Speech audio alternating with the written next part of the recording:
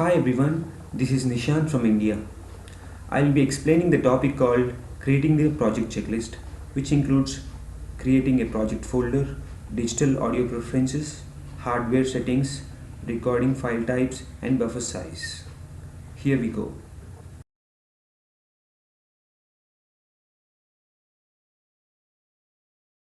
To create a project folder, select File and go to Save Live Set. Here you can choose a folder of your preference. I'm choosing assignment and I'm saving my first Ableton Live Set as demo 1. So as you build up your project, you will have to perform certain tasks, right? So it is important to save your live set as you build on your project. And also you can select save live set as when you want to save a specific version of your project which you want to get back and add some new effects. So everything you save gets into the folder you have chosen, and this will be your project folder.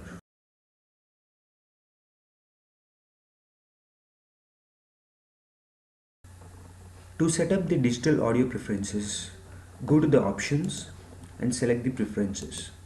So we have the sample rate and bit depth, right? So you can see the audio tab in the left where you can find the sample rate. Here you have to select the 48,000 Hertz and go to record warp and launch to find the bit depth and select the 24 bit.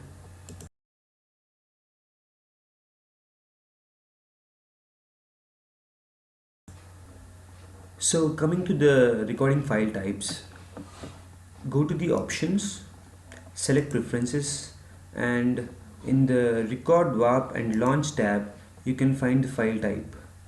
We have WAV and AAFF over here. These two are lossless uncompressed formats. WAV is developed by Microsoft and AAFF is developed by Apple. You can choose either WAV or AAFF depending upon your preferences.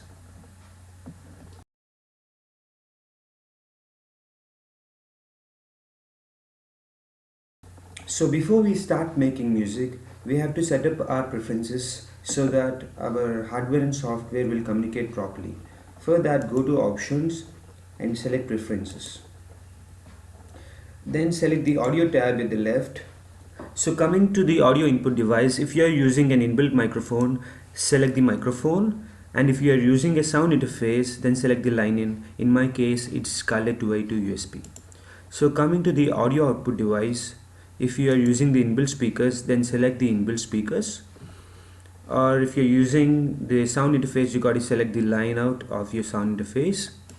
Make sure that you install the USB drivers that are provided with your sound interface so that you can see them in the drop down list. And coming to the MIDI sync, you can find the MIDI devices set up over here if you're using any of them.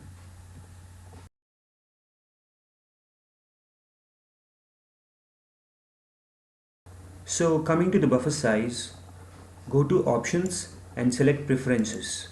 In the audio tab, you can see the latency menu. Latency is also called as delay. Latency is defined as the time taken by the computer to process the recorded audio and send it to the output speakers. So, generally for a human ear that perceives anything over 13 milliseconds is latent or behind. If I select a buffer size of 128 samples, the overall latency is 15.8 milliseconds, which is closer to 13 milliseconds. So, the latency depends upon the buffer size. Lower the buffer size will be lower the delay. But it also makes your computer works too hard.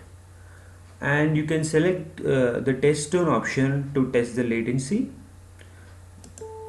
Now you can hear a tone which is clear. Make sure that you are not listening to hearing any noise or crackling sounds. So this is the end of the presentation. Please provide your feedback. Thank you.